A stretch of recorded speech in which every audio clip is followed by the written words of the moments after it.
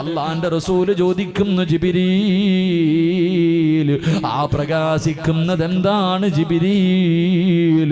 യാ റസൂലല്ലാഹ്, അതൊരു ഖബറാണ് നബിയേ. ആ ഖബറിന്റെ അകത്ത് നിന്ന് സ്വർഗത്തിന്റെ പരിമളം ഖിയാമത്ത് നാൾ വരെ അടിച്ചു വീശും നബിയേ. അല്ലാഹുവിന്റെ പ്രവാചകം ചോദിച്ചു, ഏത് പ്രവാചകന്റെ ഖബറാ? അത് പ്രവാചകന്മാരുടെ ഖബറല്ല, ഒരടിമ പെണ്ണിന്റെയും മക്കളുടെയും ഖബറാണ്.